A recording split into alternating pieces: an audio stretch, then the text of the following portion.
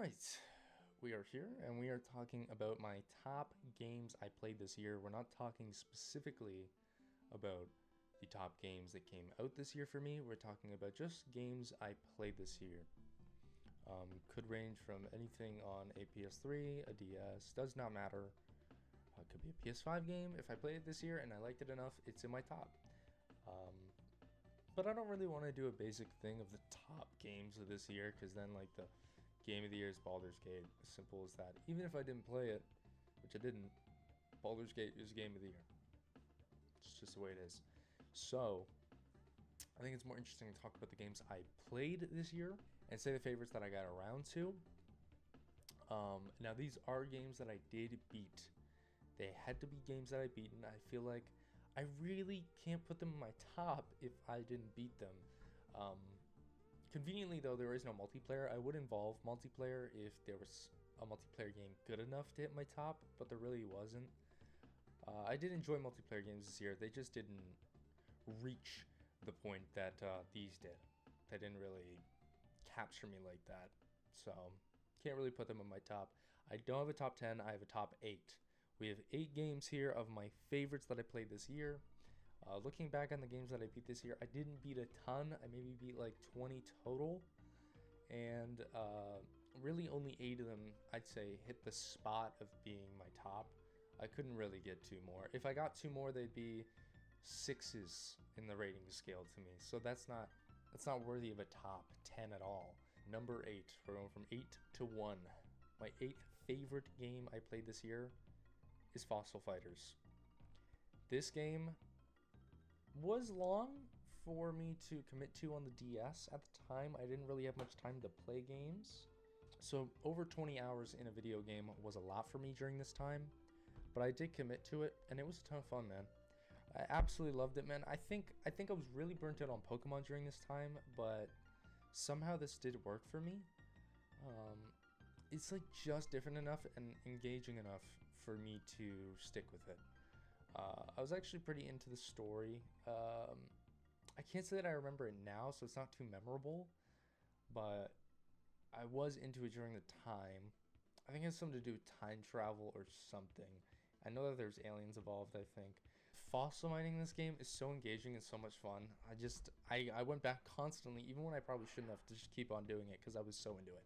It was a great game. I think I gave it like a 7 out of 10, 7.5.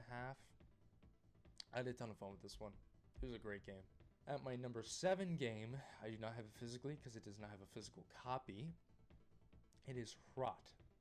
Rot is like a boomer shooter, but it's like this weird like stalker vibe. Like the atmosphere and the look of the game, it really looks like Stalker to me, and I'm just really fucking into that. Gives me like a Chernobyl vibe in a way. I don't know, like I'm into boomer shooters in general, but eventually they kind of fall out for me. But this game, I did go for the 100% on Steam, and I did almost get it. I just didn't fully commit. It was a pretty bad achievement at the end, but it was a very fun game to play through, and it had to hit my top 8. I had a blast playing this game. I think I probably put over 20 hours in it as well. I had a bit more time to play this game at the time. But I really recommend playing it if you're into anything like Chernobyl with environment, if you're into Stalker, especially if you're into boomer shooters. This is a great boomer shooter. A lot of them can feel kind of samey in environment. This one didn't feel the same at all. Very, very different. I was really into it the whole way through. I really recommend playing it. I gave it like an 7.2 out of 10 maybe. Something around there. My number 6 I also don't have a physical copy of because I got this on Steam at the time as well. I am looking to get a PS5 copy of it. It is Resident Evil 4 Remake, coming in at number 6. The game was great. The first half of this game was fucking peak. It was amazing. The second half for me did fall a bit short, especially with the girl that you escort. I wasn't into that. She died a lot when she was supposed to be following me. But the environment of the game was really beautiful. I never played the original. I tried this is my first time on the remake, and I do say it's a great game. I mean, it hits my top 8 on the year. Number 6 is not bad on my top 8 by any means. it's a great game, and I love the Resident Evil series. I mean, I'm fully grasped by it. I played Resident Evil 5 when I was young, really liked it. Didn't get back until Didn't get back until Resident Evil 7, and I've been playing all of them since. I don't know if it's just me, but there was a lot of moments where I'm just dealing with constant fighting. I fought more in this game against enemies than I have in any Resident Evil. It was just constant. Huge waves. I feel like they're infinite spawning in certain areas maybe. And so me not getting through them fast enough kind of made it pretty slow at times and made me feel like I was facing just fucking hordes of these guys. It felt like it got ridiculous at times, but other than that, I had a great time. Map exploration, always great. The survival horror aspect of Resident Evil is just, it's a fucking addicting trope or an addicting game loop to always play through. Coming in at number 5, we got Remnant 2. This game I was really looking forward to. I really enjoyed the original Remnant from the Ashes, I think it's called. I really enjoyed that game. I mean, the mixture of Souls-like with guns, that's perfect for me. I love that. A huge problem I tend to have with Souls-like is how I'm up close with melee combat. I struggle. Not really too good at it. But the original Remnant, man, it was great. I love the maps, how they kind of just like are randomly generated, or at least they have multiple versions that you can play through. And Remnant 2 does the same thing. Now, it kind of does it to a fault, especially if you're going for the platinum or 100%. It's like fully RNG to get some of these areas, man. I grinded them for hours and never got any of them. It was really fucking bad for that. But the game was really good. My only gripe playing through this was the final boss. The final boss of this game is fucking impossible. I was stuck on this boss for probably 10 plus hours trying to beat him. I was losing my mind, man. The entire game feels pretty decently easy the whole way through, and then this fucking guy shows up at the very end, and you're just like, the jump in difficulty is unlike anything else, man. The fucking things that they experiment with in this boss, in his phases, are fucking ridiculous. It's actually like you're just on fucking acid while in a boss fight. It's horrible. It's terrible. But otherwise, the entire game was great. Playing through it again too, the replayability is amazing. I'd say after the third playthrough, it's a bit lacking because you'll start to see duplicate areas. But if you go through on a second playthrough, you're gonna see a lot of stuff you never saw. Like a lot. Probably the entire game. It's kind of how it went for me. My first playthrough was kind of lame. I got a bunch of the lame ass areas. And then my second playthrough, it was just fucking nuts. It was a great playthrough on the second time. But I had a great time with the game still. I think I rated it a bit of 7.5. But on here, I'm going to say it's my 5th favorite game of the year. Coming in at number 4, I also don't have a physical copy, but I am planning on getting one. It is Starfield. Starfield got a lot of hate. It got a lot of hate. I can't deny that. And it did fall short of what we were expecting, as usual. It's a Bethesda title. Sweet Little Lies by Todd Howard. It was a good game still, though, man. I think it gets a little too much hate. I played through just the single player. I didn't even play through the side content that everybody says is like the amount of cool ass side missions I've heard about. It makes me want to go do it, but there's just so much I'm a bit overwhelmed. So what I focused on was just playing through the single player and like the main story.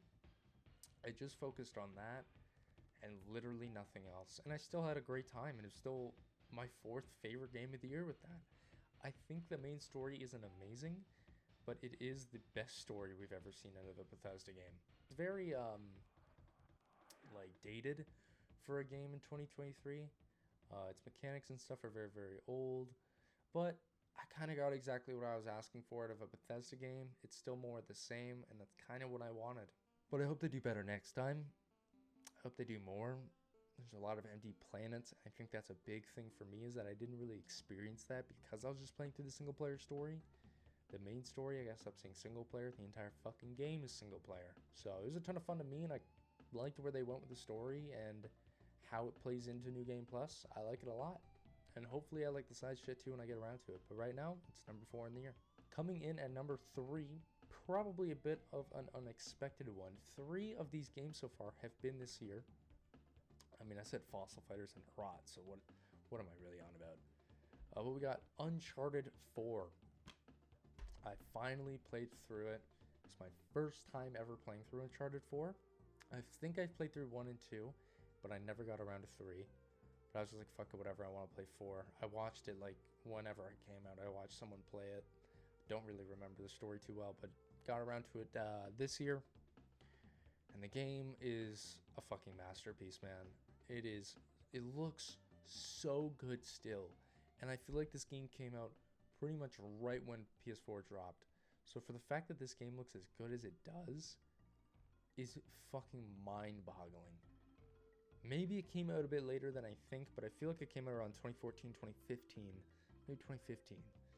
But the game looks so good. The gunplay is good. The story, holy shit, man. I didn't really give a fuck about the story in the first and second one, I feel like. But in the fourth one, with the pirates and like their story, and you're like discovering it, I was pretty fucking into it. It had me hooked for sure. Everything going on that, everything was so tense. This game was amazing. But it's got to go in my number 3 because 2 other games I played this year were just chef's kiss. Amazing. Holy fuck, man. My top 3 right now. There's some pretty damn good games. Coming in at number 2, we got Super Mario RPG. Made a whole ass video on it. I mean, it's my last video that I just made. But it is not my number 1. It is my number 2. But it is a great, great game. I've already said all I have to say about it. If you want to go see what I have to say about it, go watch my previous video. I'll put a link in the description, I guess. Why not if you want to go see it? But it is such a good game. I'm so happy that they remade this game because there was no shot I was ever going to play the original. It is like a $250 game. I don't like emulating. It was going to be a physical or nothing kind of thing. So thank fucking God they remade it. But yeah, I think I gave it like a 9 out of 10 or some shit. It was a good ass game. And anyways, I don't want to talk about it too much more. We have a video on it. I don't want to delay the video any further. Let's just go into my number 1 game of the year. It's Spider-Man 2. Who would have thought? Who would have thought? It's Spider-Man 2. I mean, come on. This game was everything I wanted it to be, honestly. I don't know if they changed something about the web slinging, but it felt better in Spider-Man 2. I really did like switching between the characters. This is an interesting thing too, because some of the complaints I have in a game that does that is GTA 5, where I hate how you switch between the 3 characters all the time. I really don't like that. But in this, for some reason, it works a hell of a lot better to me. Maybe I like it in GTA 5 and I just gotta go play it now, but Spider-Man 2 works really fucking good. I love the Venom storyline. There's just a ton of things going on at once, but it doesn't feel like as overwhelming as the original Spider-Man to me maybe felt like. Maybe I have to replay that to remember better, because it's kind of hazy up there with the original Spider-Man. But Spider-Man 2, man, the villains it left open to show up, the main villain himself, and then Venom also being a thing. Like you pretty much have 2 main villains at the same time. And then the intro to the game was fucking crazy. They just throw you right into it and it's nuts. This game was so much fun. I platinumed it. It was like a very easy platinum because it's really just like play the game. That's really all they ask you to do. And there's a few like side things, but for the most part, they kind of just ask you to play the game. So I just did that and I platinumed it and I had a boatload of fun playing it, man. Definitely my game of the year. I don't think anything can really reach over. You know, Super Mario RPG might be a close second, and I loved the game. I made a video on it, but Spider-Man 2 is one of those games where I can't make a video on it because I can't really put the words together as to why this game is so damn good to me. I'm just glad they didn't fuck it up. Insomniac Games, man, keep on doing what you're doing. You're making Wolverine as well. I ain't ready. I ain't ready, man. These guys, they're just proven that they can do all this shit so damn well. They're literally bringing the Arkham series combat to other IPs, and it's fucking amazing. Like, that's always what I wanted. The Batman Arkham series combat is literal perfection, and they're bringing it to all these games, and it's just, oh my god. Thank you, Insomniac. Thank you for making these games, and I can't fucking wait for Wolverine. I can't wait for Spider-Man 3. But yeah, guys, that is my top 8 games for the year. Hopefully you enjoyed the video. I somehow made this a 20-minute video. Hopefully I can cut that down a bit.